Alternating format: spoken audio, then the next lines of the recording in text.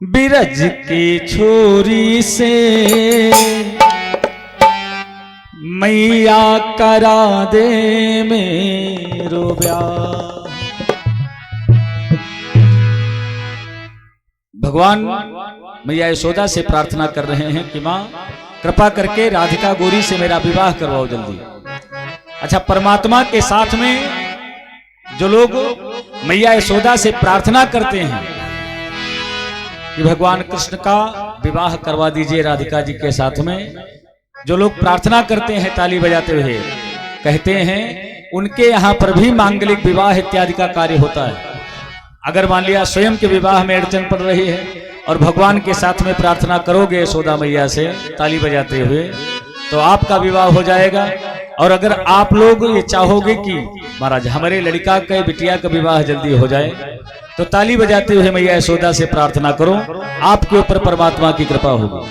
भाई भगवान देखेंगे कि हमारे साथ में हमारे भक्त भी लगे हैं मैया यशोदा को मनाने, इसलिए भाव से सब लोग करतल ध्वनि करते हुए निवेदन करेंगे। मां राधिका गौरी से बिरज की छोरी से मैया करा दे मेरो ब्याह। राधिका गौरी से बिरज की छोरी से मैया करा दे मेरो ब्याह। राधिका गौरी से भाव से ताली बजाते हुए, इतना ज्यादा जान नहीं है कि हाथ साल के अंदर है, दिखाई पड़ने चाहिए भाव से।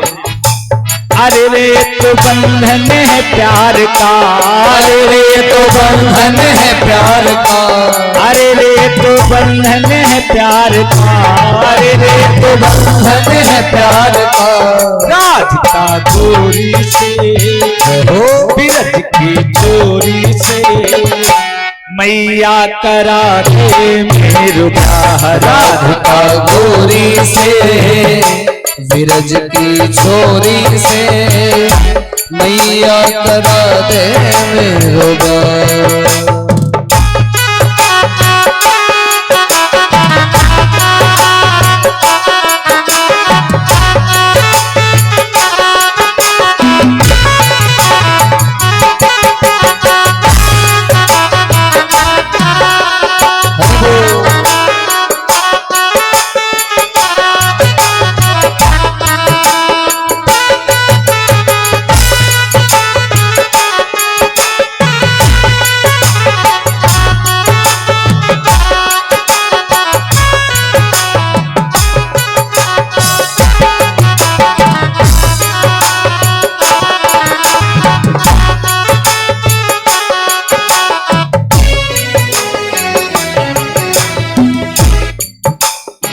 भगवान कृष्ण मैया यशोदा से कहते हैं मां, लालच दे रहे हैं मां, छोटी सी दुल्हनिया जब अंगना में डोलेगी। छोटी सी दुल्हनिया जब अंगना में डोलेगी। वो छोटी सी दुल्हनिया जब अंगना में डोलेगी। छोटी सी दुल्हनिया जब अंगना में डोलेगी। अरे तेरे सामने मैया वो घूंघट ना खोलेगी। तेरे सामने मैया वो घूंघट ना खोलेगी। अरे दाऊ से जा कहो, जा कहो, जा कहो, बैठेंगे द्वार पे। राधिका गौरी से बिरज की छोरी से मैया करा दे मेरो ब्याह।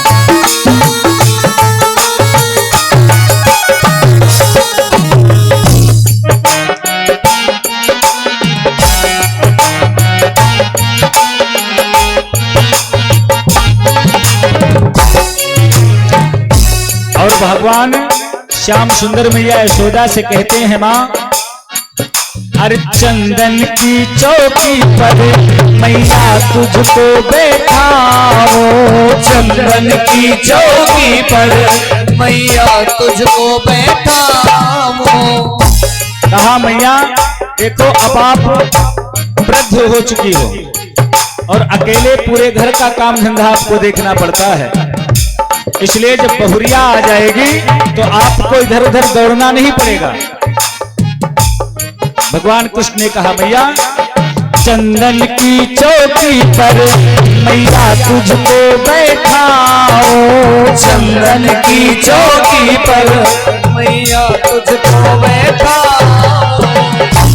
और अपनी राधिका से मैं माँ चरण तेरे दबवाओ, अपनी राधिका से मैं माँ चरण तेरे दबवाओ।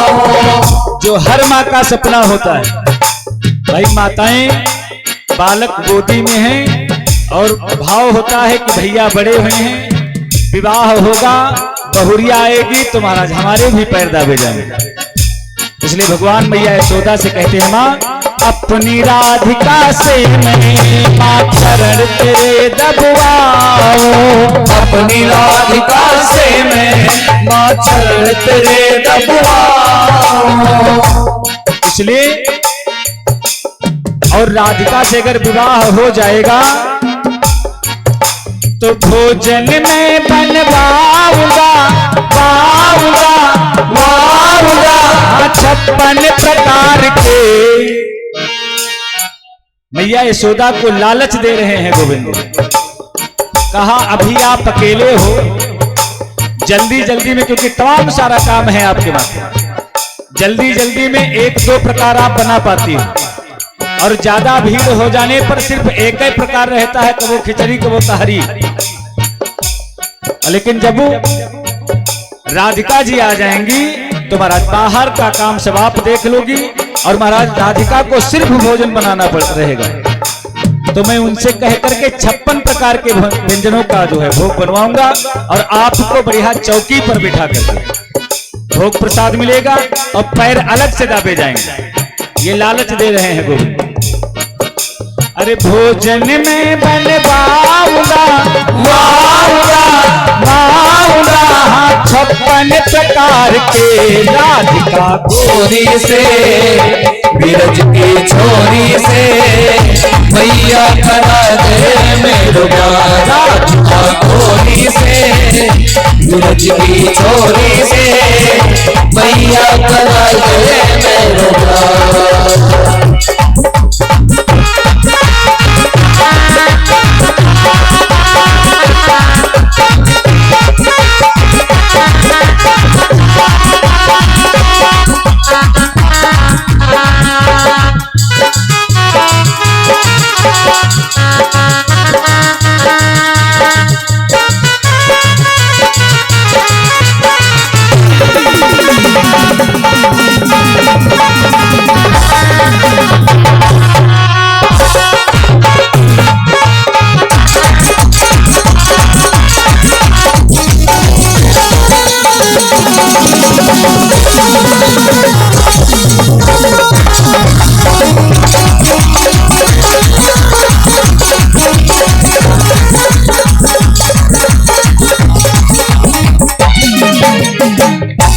और भगवान कृष्ण ने मैया यशोदा से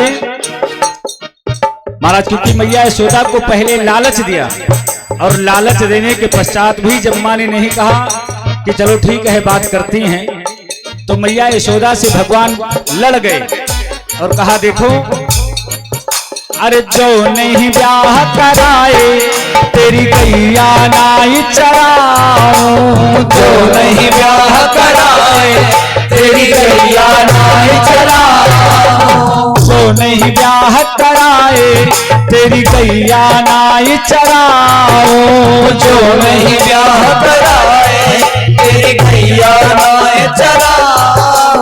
और आज के बाद मेरी मैया तेरी गहरी पर ना आओ, आज के बाद मेरी मैया तेरी गहरी पर ना आओ। कहा अगर विवाह के लिए आपने बात नहीं किया तो मैं आज के बाद में आपसे कहने नहीं आऊंगा। इसलिए बाबा से जा कहो, जा कहो, जा कहो, बैठे हैं द्वार पे। कहा इसलिए आप जाकर के बाबा नंद से बात करो हमारे विवाह की। बाबा से जा कहो, जा कहो, जा कहो, बैठे हैं द्वार पे। और सब लोग प्रार्थना करें, थोड़ा हाथ ऊपर उठा करके। चाहे बेटिया बेटों विवाह हुए, चाहे अपना विवाह हो, परमात्मा कृपा करेगा, शीघ्रता हो। इसलिए भाव से दोनों हाथ ऊपर उठा करके निवेदन करेंगे क्या? राधिका गोरी से बीरज की छोरी से मैया करा दे मेरो प्यार। राधिका गोरी से बीरज की छोरी से मैया करा दे मेरो प्यार। बीरज की छोरी से मैया करा दे मेरो प्यार।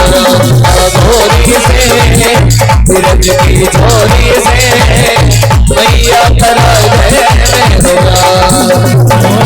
मैया करा दे मेरो प्यार। मैया करा दे मेरो प्यार। मैया करा दे मैया करा दे मेरो प्यार।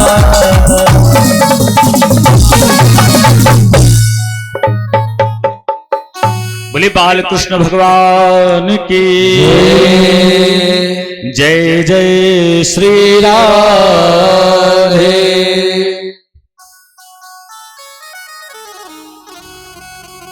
महाराज परमात्मा अपने भक्तों को आनंद प्रदान करता है। आध्यात्मिक संत निवेदन करते हैं जो गोपियां जिनके यहां परमात्मा लीला करते हुए माखन चोरी करने के लिए जाता है, ये जो भगवान की प्रीसी गोपियां हैं, ये महाराज बड़े बड़े अमलात्मा विमलात्मा ऋषि मुनि और योगी यति हैं जिन्होंने युगों युगों तक की समाधि लगाई है, जप किया है, तप किया है, परमात्मा को प्रसन्न किया। और परमात्मा ने प्रसन्न होकर के अपने भक्तों को महाराज ये वरदान दिया है कि हम आप लोगों के साथ में महाराज क्रीड़ा करेंगे, रास करेंगे। बड़े बड़े संत हैं, गोपी बनकर के आए हैं परमात्मा के साथ में महाराज, परमात्मा की लीला माधुरी का पान करने के लिए, परमात्मा की रूप माधुरी का पान करने के लिए बड़े बड़े संत हैं। संत निवेदन करते हैं गोपी महाराज कोई स्त्री विशेष सूचक शब्द नहीं है। आध्यात्मिक संत निवेदन करते हैं कि गोपी एक स्थिति है इस जीव की जिसमें पुरुष भी आता है और स्त्री भी आती है। जब उस स्थिति में पहुंच जाता है जीव तो चाहे पुरुष हो चाहे स्त्री हो सब गोपी है। गो का मतलब होता है इंद्रियां और पी का मतलब होता है पान करना, माने अपने बस में करना। जिसने भी चाहे स्त्री हो चाहे पुरुष हो, जिसने अपनी इंद्रियों को अपने बस में कर लिया वो गोपी है, चाहे वो फिर चाहे पुरुष हो या स्त्री हो। इंद्रियों को बस में करने का आशय है महाराज, हम अपने नेत्रों को जो दिखाना चाहें सिर्फ ये वही देखें। जबकि इन जो है नेत्रों का एक स्वभाव होता है, जो हम नहीं देखना चाहते हैं सबसे पहले वही देखते हैं। लेकिन चाहिए क्या कि जो हम दिखाना चाहें अपने नेत्रों को सिर्फ वही देखें, तो महाराज अपने बस में हो गए नेत्र। इन कानों को जो सुनाना चाहें वही ये सुने, बाकी अन्यत्र कुछ भी ना सुने। जब ये भाव आपके अंदर आ जाए तब मान लिया आप गोपी हैं।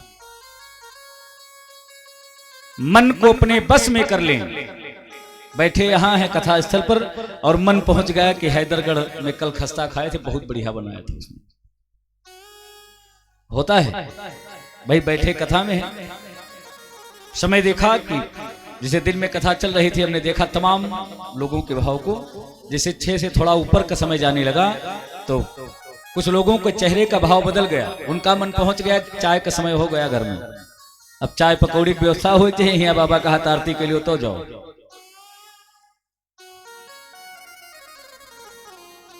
तो संत निवेदन करते हैं इन 10 इंद्रियों को मन सहित जो अपने बस में कर लेता है महाराज वो गोपी है, वो चाहे स्त्री हो चाहे पुरुष हो।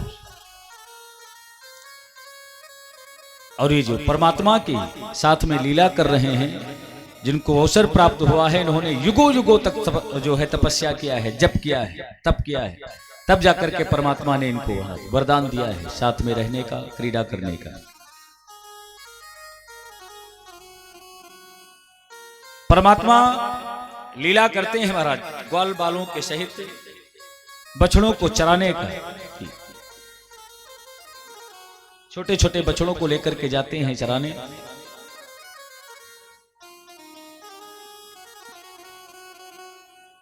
एक दिन कंस के द्वारा भेजा गया एक दैत्य बत्सासुर जो है वो बछड़ा बनकर के आया और परमात्मा के जो छोटे छोटे बछड़े थे जिनको लेकर के गए थे चराने, उनमें सम्मिलित हो गया। जितने ग्वाल बाल थे महाराज नहीं जान पाए।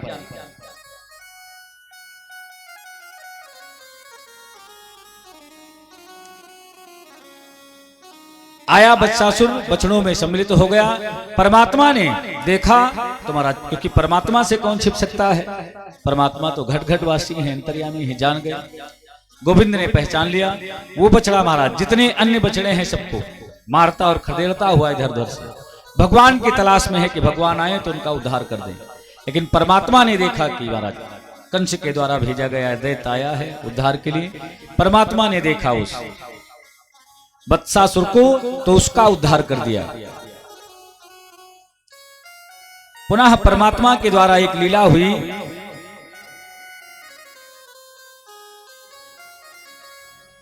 एक दिन परमात्मा यहां नंदरानी के साथ में बैठे महाराज बातचीत कर रहे हैं। तब तक सुना बाहर एक फल बेचने वाली आई है, बड़ी जोर से आवाज किया उसने। गोविंद ने पूछा मैया ये कौन है? तो महाराज मैया यशोदा ने कहा कि ये फल बेचने के लिए आई है। मैया यशोदा से नहीं कहा परमात्मा ने कि मुझे फल चाहिए, और निकल गए अपने भक्त पर कृपा करने के लिए, क्योंकि जो फल बेचने के लिए आई हो परमात्मा की भक्त है। कथा सुनाते हुए स्वामी सुखदेव जी महाराज कहते हैं राजन, वो फल बेचने वाली महाराज अति निर्धन है, पूरा दिन लेकर के फल की टोकरी सिर पर टहलती है, उससे भी उसके परिवार का भरण पोषण नहीं हो पाता है। परमात्मा अपने भक्त पर कृपा करने के लिए महाराज देखा फल बेचने वाली को, तो घर से अंजलि में थोड़े से अनाज के दाने लिए लेकर के परमात्मा बाहर चले। तो लेकर के वहां जब दाने पहुंचे तो मात्र इनके हाथ में 2-4 दाने शेष बचे थे, बाकी सब गिर गए थे रास्ते में। पहुंचे तो बड़े भाव से कहते हैं काकी थोड़ा सा फल मुझे भी चाहिए। और उस फल बेचने वाली ने जब देखा इनके मुखमंडल को महाराज तो मोहित हो गई गोविंद के ऊपर। परमात्मा से कहा प्रभु आप ये पूरी डलैया ही हमारी रखवा लीजिए। गोविंद ने कहा काकी फिर कल से कहा जो है किसमें फल लेकर के जाओगी बेचने के लिए, थोड़ा सा दे दीजिए। टोकरी रख दिया उसने सामने और कहा जितना लेना है आप ले लीजिए। परमात्मा के हाथ में 2-4 दाने देखे तो उस फल बेचने वाली ने वो दाने अपनी टोकरी में रखवा लिए और इच्छा भर फल परमात्मा को दे दिया। गोपी वो फल बेचने वाली विचार करती है कि आज पूरा दिन वैसे भी किसी ने हमारे फल नहीं लिए हैं, चलो लाला को दे देती है, यही पान कर लेगा, कोई बात नहीं। फल बेचने वाली लेकर के टोकरी अपने घर गई। मन में चिंतन है कि आज परिवार का जो है भोजन कहां से जो है तैयार होगा, कहां से भगवान का भोग लगाया जाएगा घर में, तमाम प्रकार के विचार मन में लेकर के टोकरी जब पहुंची अपने यहां, टोकरी को नीचे उतार करके रखा तो देखा महाराज पूरी टोकरी जो है हीरे जवाहरातों से भरी हुई है। ये परमात्मा की कृपा है।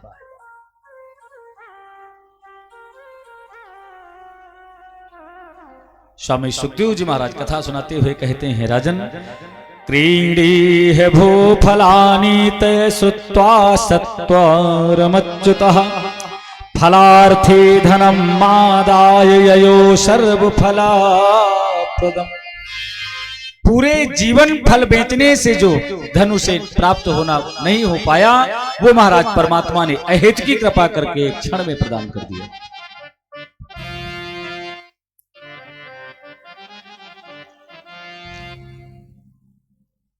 अनेकानेक प्रकार से परमात्मा लीलाएं करता हुआ अपने भक्तों को आनंद प्रदान करता है। एक बार भगवान अपने भक्तों के साथ में गौचारण के लिए छोटे छोटे ग्वाल बालों के साथ में जाते हैं।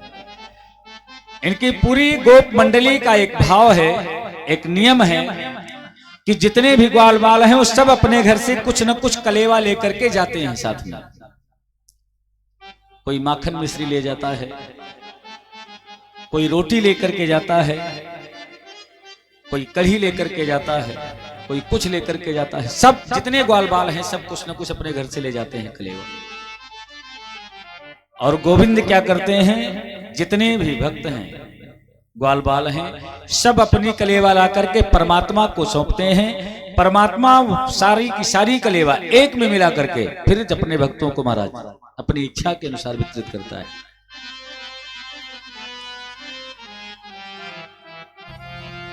एक दिन परमात्मा की ग्वाल मंडली में एक सखा है जिसका नाम है मनसूखा। मनसूखा अपने घर से ही महाराज 3 दिन की बासी कढ़ी लेकर के गया है कलेवा के लिए। बाकी सब लोग अपने यहां से कुछ न कुछ लेकर के आए। मनसूखा लेकर के कढ़ी जो है अपने पात्र में हाथ में टहल रहा है, पात्र में कढ़ी है। विचार करता है कि धीरे धीरे करके कलेवा का समय आ रहा है और ये 3 दिन की बासी कढ़ी हमारे हाथ में है। गरीब था बेचारा, घर में और कुछ बना ही नहीं। विचार किया कि 3 दिन की बासी कढ़ी है हमारे हाथ में और अभी जब कलेवा होने लगेगी तो गोविंद का ये स्वभाव है कि वो ये कढ़ी लेकर के स्वयं जो है ग्रहण कर लेंगे, अपना जो माखन मिश्री हो मुझे दे देंगे।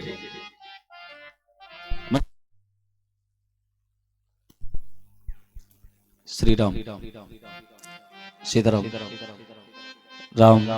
मनसूखा ने विचार किया कि परमात्मा ये 3 दिन की बासी कढ़ी ग्रहण करेगा, ये उचित नहीं है महाराज। इसलिए जब कलेवा का समय आया, जितने ग्वाल बाल हैं सब अपने अपना प्रसाद कलेवा लेकर के आए, परमात्मा को जो है सौंपते हैं। और मनसूखा विचार करता है कि अभी गोविंद ये कढ़ी हमारी जो 3 दिन की बासी है हमारे प्रभु को, हमारे कृष्ण को, हमारे श्याम को ग्रहण करनी पड़ेगी।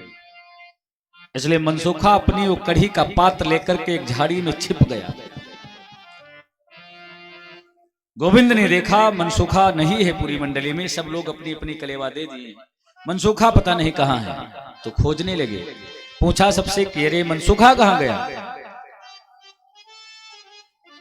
परमात्मा ने जब देखा तो मनसूखा छिपने का प्रयास करता है तो जोर से आवाज लगाई, अरे मनसूखा आज तू अपने घर से कोई विशेष व्यंजन लेकर के आया है और अकेले चट करना चाहता है, लेकिन मैं तुझे अकेले नहीं चट करने दूंगा। कहां छिपा है, जल्दी से बाहर आ जा। जैसे मनसूखा ने देखा कि कन्हैया हमको खोज रहे हैं तो अभी पकड़ लेगा गोविंद, इसलिए मनसूखा ने वो कढ़ी का पात्र महाराज उठाया और एकदम से मुंह लगा करके अपने जल्दी के चक्कर में अपने पूरे मुंह पर उड़ेल लिया। परमात्मा ने जब भक्त के भाव को देखा कि भक्त चाहता है कि ये बासी कढ़ी हमारे गोविंद को, हमारे प्रभु को ना ग्रहण करनी पड़े, ये भाव है हमारे भक्त का, तो गोविंद दौड़ पड़े, कहा रे मनसूखा तूने हमारे साथ छल किया है, ये इतनी अच्छी कढ़ी काकी ने तुझे बना करके दी है और तू अकेले चट करना चाहता है। दौड़ करके गोविंद गए, मनसूखा पूरा पात्र खाली कर देता है, इसीलिए कि गोविंद को ना ग्रहण करना पड़े, पूरा पात्र खाली कर दिया। लेकिन परमात्मा ने पकड़ा अपने भक्त के मुंह को और महाराज चाटना प्रारंभ कर दिए, क्योंकि ऊपर उड़े लिया तो पूरे मुख में कढ़ी लग गई। गोविंद ने कहा इतनी सुंदर कढ़ी, इतनी दिव्याति दिव्य कढ़ी से पकड़ा इसे सर और चाटना प्रारंभ कर दिया। अपने भक्त के मान को बढ़ाने के लिए परमात्मा ने उसके मुखमंडल को चाट लिया। ये दृश्य देखा महाराज ब्रह्मा जी ने ब्रह्मलोक से, तो उनको शंका हो गई, क्या अरे जिन परमात्मा को प्रसाद भोग जो है अर्पण करने के लिए बड़े बड़े अमलात्मा विमलात्मा ऋषि मुनि वेदाचार्य वैदिक मंत्रों के द्वारा हरि ओम नाभ्यासेदंतरिक्ष गुं शिष्णोरद्योः समर्थ पदाभ्याम भूमिर्दिशा श्रोताम तथा लोकान कल्पयन्ना, ऐसे करके नैवेद्य पवाते हैं, ग्रहण कराते हैं, जल डालते हैं कि प्रभु आकर के नैवेद्य ग्रहण करो। और परमात्मा नहीं आता महाराज।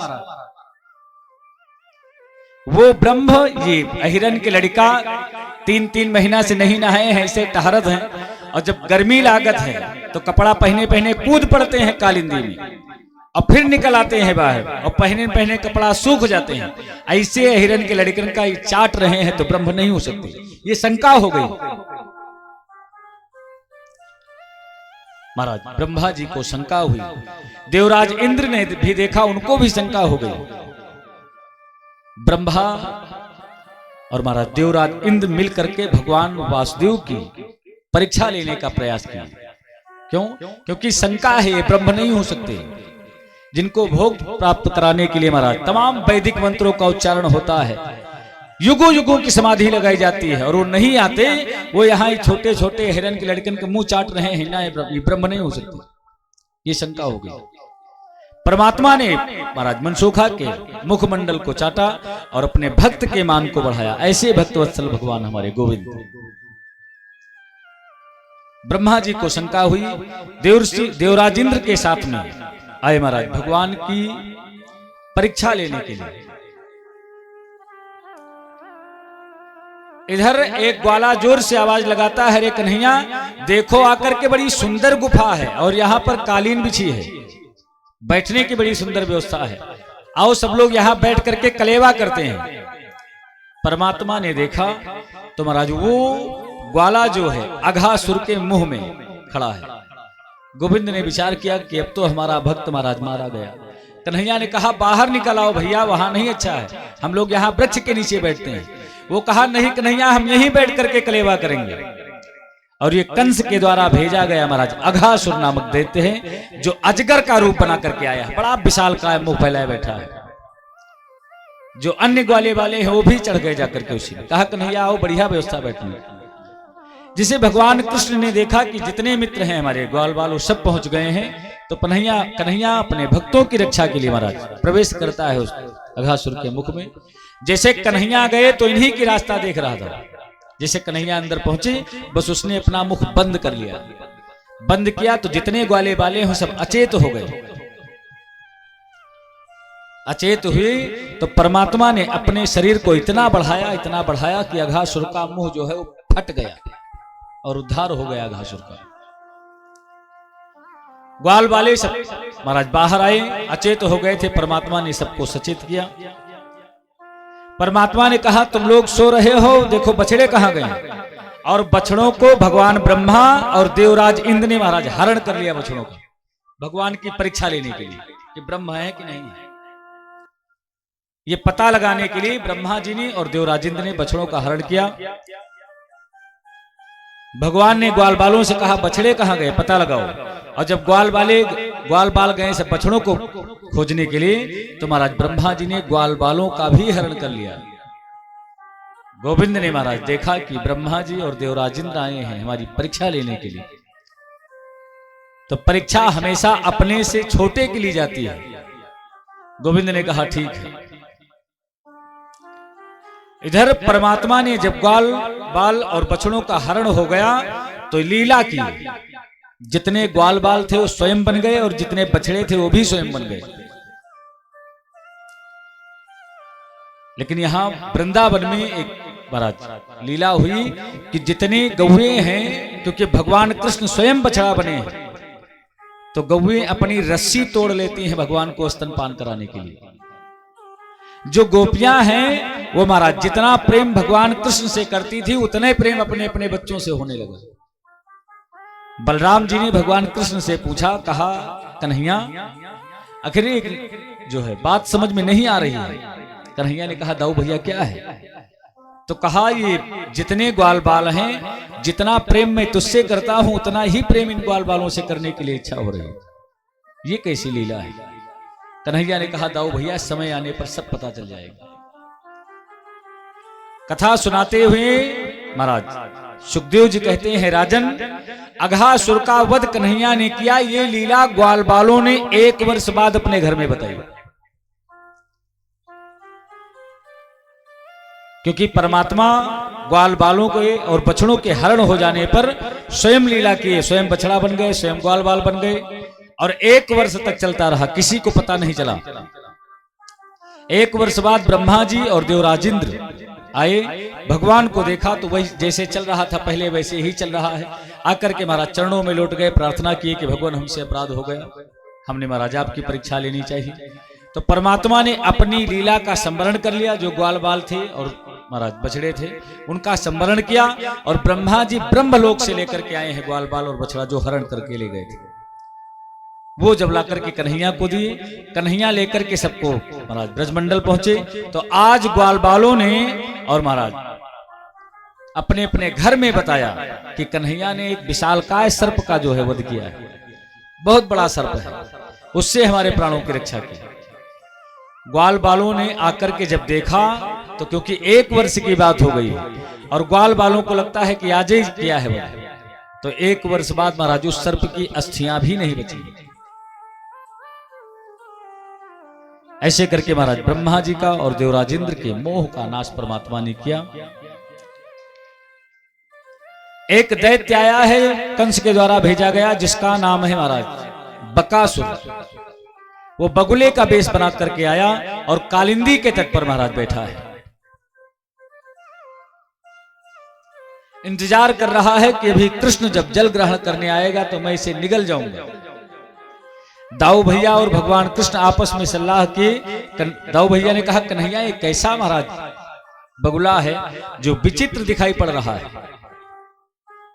भगवान ने कहा, दाऊ भैया ये महाराज कंस के द्वारा भेजा गया दैत्य है, उद्धार के लिए आया है। परमात्मा ने महाराज जाकर के बकासुर का उद्धार किया। बकासुर परमात्मा को निगलने का प्रयास किया, दोनों चोंचों के बीच में इसे दाब लिया परमात्मा को। परमात्मा ने पकड़ा महाराज और फाड़ दिया बीच से बकासुर को, उद्धार हो गया। आगे कन्हैया का भेजा हुआ महाराज एक दैत्य आया जिसका नाम है धेनुकासुर। धेनुकासुर गधा बनकर के आया है और अपनी टापों से पृथ्वी को खोद रहा है।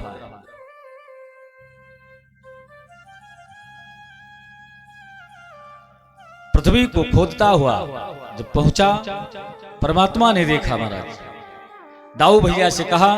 दाऊ भैया ने धेनुकासुर के दोनों जो पीछे के 2 पैर होते हैं महाराज, उन दोनों पैरों को पकड़ा और नचाया, नचा करके फेंक दिया महाराज। आकाश मार्ग में गया, उड़ता हुआ नीचे गिरा पृथ्वी पर और उसका उद्धार हो गया।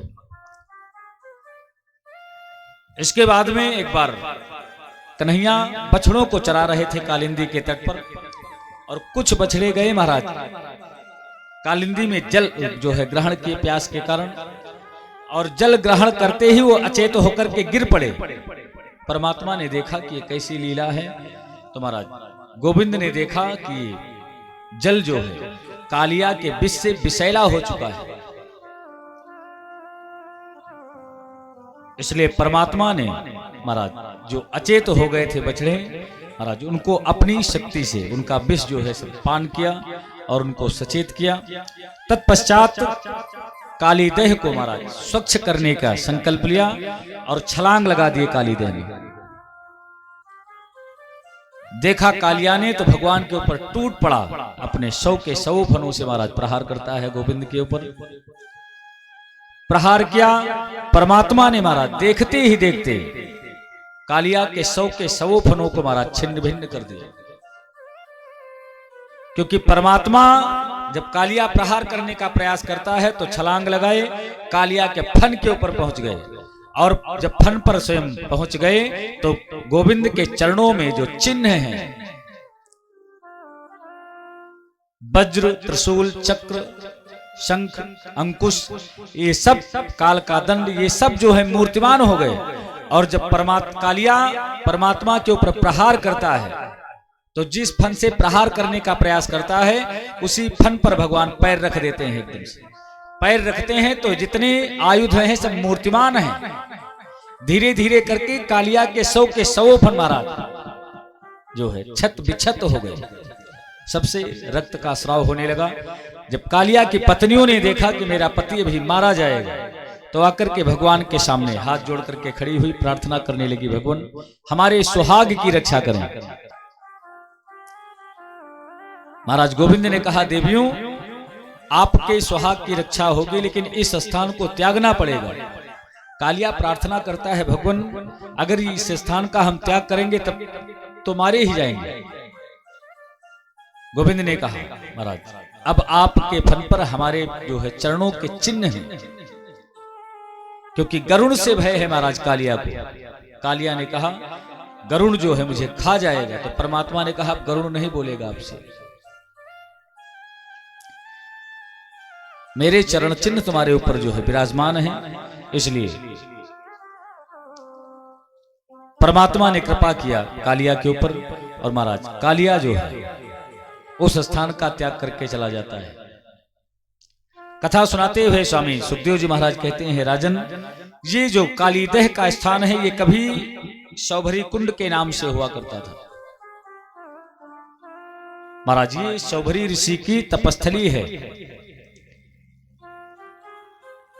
एक बार महाराज शौभरी ऋषि तप कर रहे थे, और उसी बीच में एक मक्ष अपने परिवार के सहित महाराज जल क्रीड़ा कर रहा था।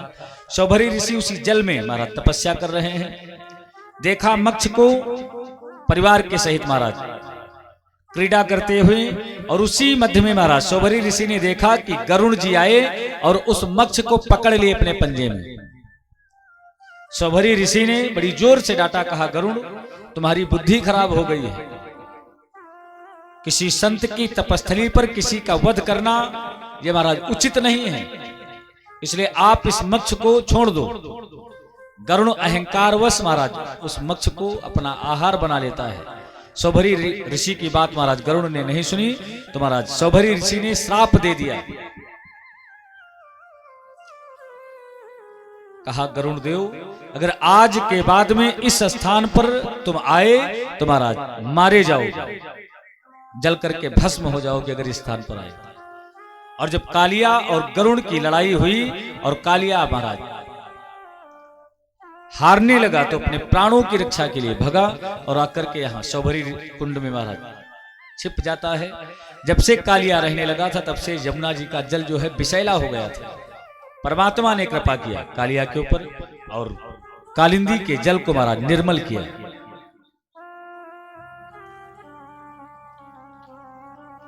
अनेकानेक लीलाएं परमात्मा अपने भक्तों को आनंद प्रदान करते हुए महाराज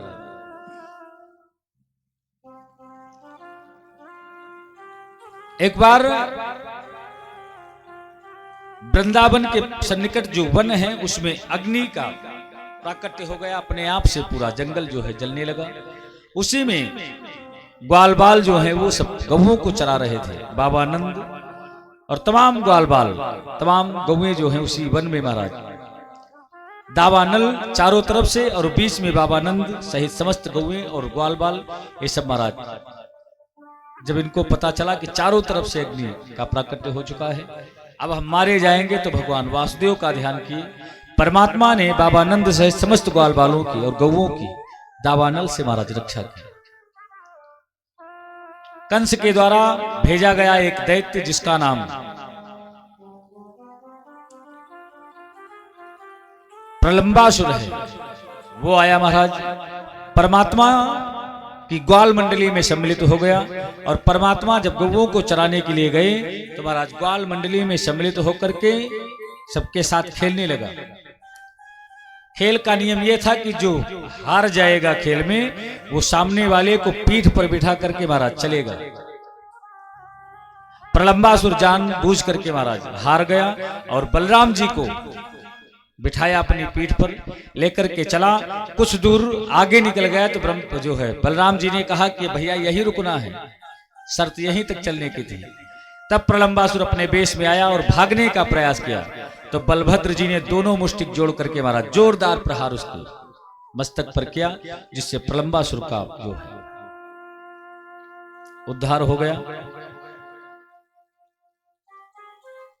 आगे महाराज लीला आती है ये जो गोपियां हैं भगवान की प्रीति, ये जितनी गोपियां हैं सब परमात्मा को ही पति रूप में प्राप्त करना चाहती हैं। कथा सुनाते हुए स्वामी सुखदेव जी महाराज कहते हैं, राजन, हेमंते प्रथमे मासे नंद ब्रज कुमारिका चेरुर्हविष्यानं भुञ्जानां कात्यायन व्रतम। कहा हेमंत ऋतु के प्रथम महीने से ये जो ब्रज की कुमारियां हैं, गोपियां हैं, भगवान कृष्ण को पति रूप में प्राप्त करने के लिए व्रत करती हैं। व्रत का नियम है कि प्रातः कालीन बेला में जाकर के हमारा सरोवर में स्नान करना है और वहीं कालिंदी के तट पर रेत से मैया कात्यायनी की मूर्ति बनाती हैं जितनी गोपियां हैं। और मूर्ति बनाने के पश्चात में महाराज प्रार्थना करती हैं। स्वामी सुखदेव जी महाराज कहते हैं, राजन, कात्यायनी महामाये महायोगिन्यधीश्वरी नंद गोपसुतम देवी पतिं मे कुरते नमः।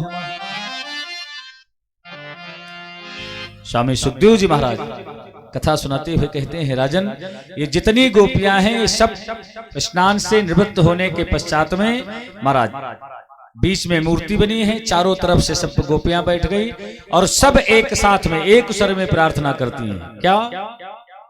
कात्यायनी महामाये महायोगिन्यधीश्वरी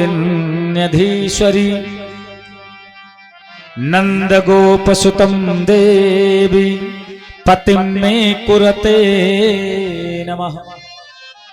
कहा, बाबा नंद का जो पुत्र है वो मुझे पति रूप में प्राप्त हो जाए। सब एक साथ में जो है प्रार्थना करती है। ये कैसा प्रेम है इन गोपियों का। जितनी गोपियां हैं सब एक साथ में एक स्वर में और भगवान कृष्ण को ही पति रूप में प्राप्त करना चाहती हैं।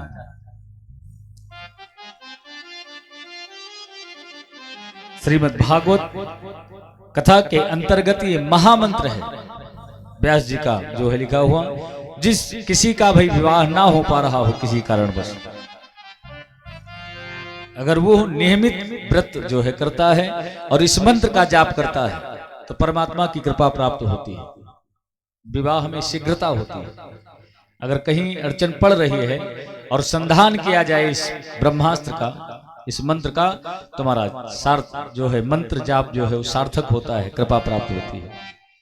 मैया कात्यायनी से प्रार्थना करती हैं गोपियां तो परमात्मा प्रसन्न हुई। गोविंद ने विचार किया कि ये सब गोपियां मुझे जो है पूर्ण त्याग के सहित मुझे प्राप्त करना चाहती हैं।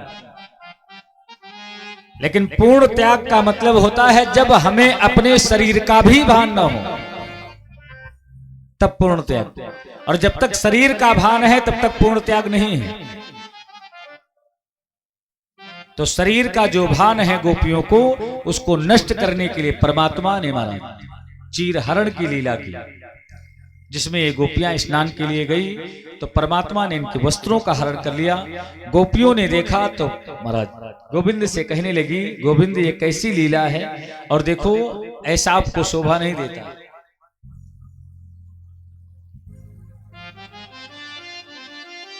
आप जो हैं हमारे सरदार के पुत्र हैं और सरदार के पुत्र होकर के ऐसा कार्य कर रहे हैं, ये आपके लिए शोभनीय नहीं है, इसलिए ऐसा न करें। महाराज गोपियों ने कहा तो परमात्मा ने कहा, देखो ऐसा है, आप सब लोग पति रूप में मुझे प्राप्त करना चाहती हो, मैं जानता हूं, इसलिए पहले तो आप लोग जिस वेश में सरोवर में स्नान कर रही हो कालिंदी में, वो उचित नहीं है, इसका त्याग करना है। कभी जो है बिना वस्त्र के स्नान नहीं करना चाहिए सरोवर में या नदी में। माताओं को कट प्रदेश तक जहां पर जल हो वहां स्नान नहीं करना चाहिए, टिहुनी के खाले जल हो वहां स्नान करें, ये नियम होता है। भगवान ने गोपियों के शरीर का भान छुड़ाने के लिए कहा, गोपियों जिस स्थिति में हो भगवान सूर्य को प्रणाम करते हुए उसी स्थिति में बाहर आ जाओ। गोपियों के शरीर का भान परमात्मा ने नष्ट किया और वरदान दिया एक रात्रि के प्रणय का। आगे एक लीला हुई महाराज, 24 लोग आए हैं, वो यज्ञ जो है यज्ञ कर रहे हैं कालिंदी के उस पर। समय क्या हुआ भैया? 10 क्या? चलिए बस 10-5 मिनट की चर्चा है, उसके बाद में आरती और प्रसाद। बोले सच्चिदानंद घन सरकार की जय। महाराज 24 लोग आए हैं यज्ञ करने के लिए कालिंदी के उस पर। 24 लोग सब जो है ज्ञानी हैं, वेद पाठी हैं, तो उनको अहंकार है अपने ज्ञान का, अपने वेद पाठ का। लेकिन जो 24 लोगों की पत्नियां हैं वो महाराज भगवान की भक्त हैं। संत निवेदन करते हैं इस संसार में परमात्मा को प्राप्त करने के लिए ज्ञान की आवश्यकता नहीं है। परमात्मा को प्राप्त करने के लिए भाव की आवश्यकता होती है।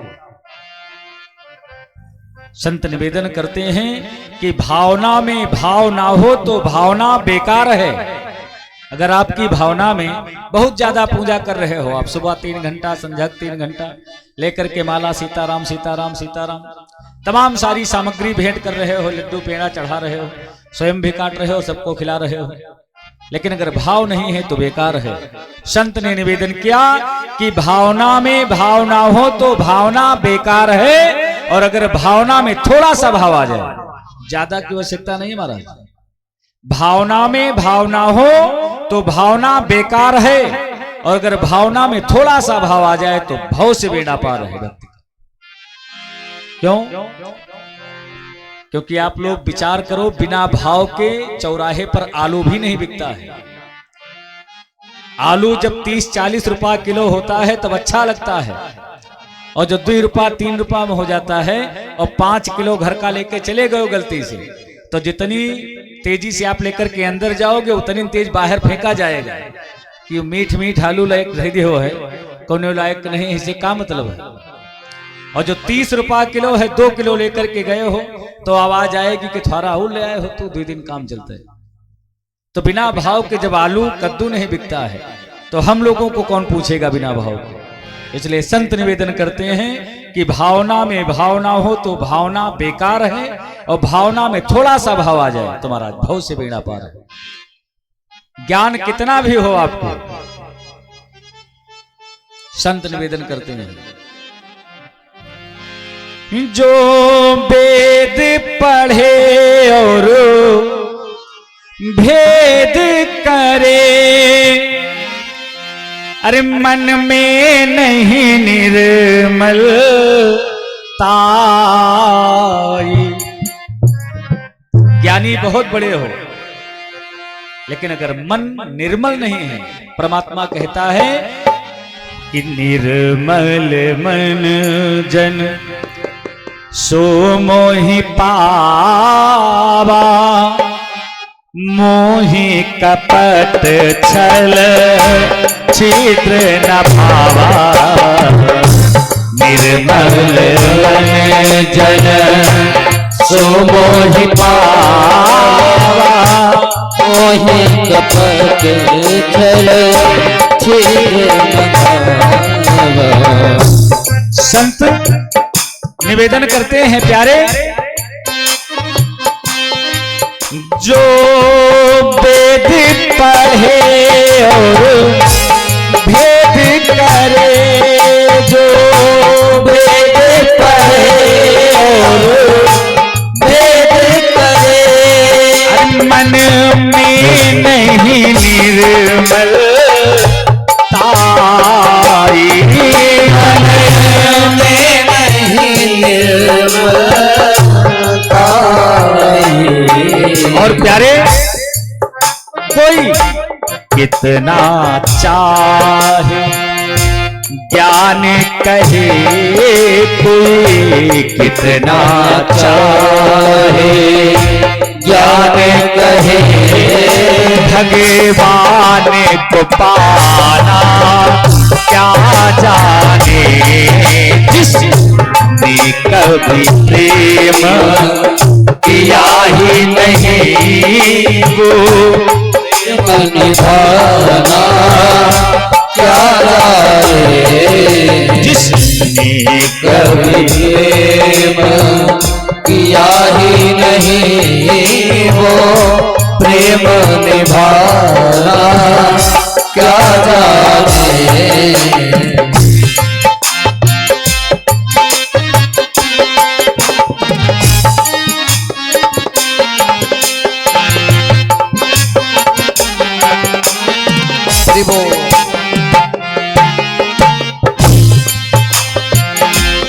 क्योंकि संत निवेदन करते हैं प्यारे,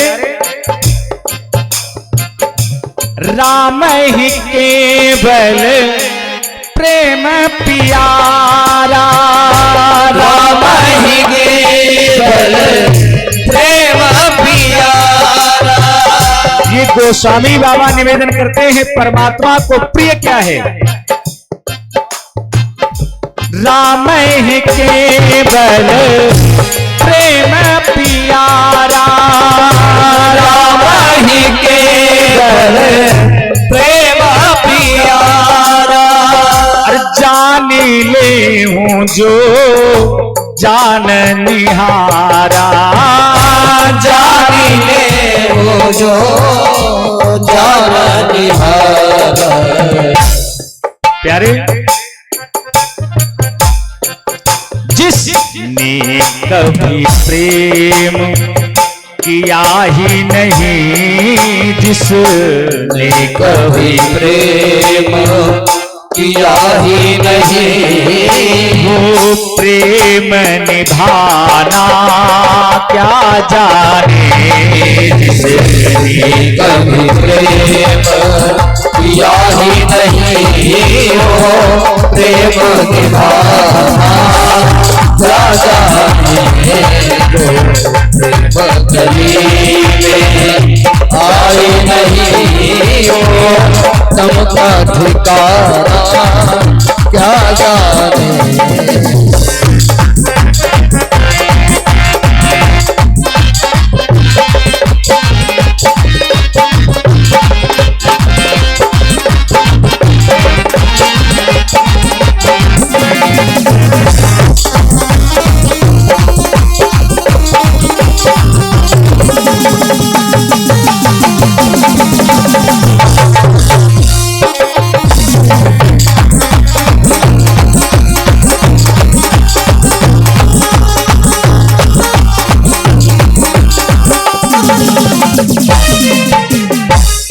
और संत निवेदन करते हैं प्यारे, जिस दिल में ना पैदा दर्द हुआ, जिस दिल में ना पैदा दर्द हुआ वो जाने प्रीत पुरानी क्या, वो जाने पीर पराई क्या। संत निवेदन करते हैं प्यारे, जिस दिल में ना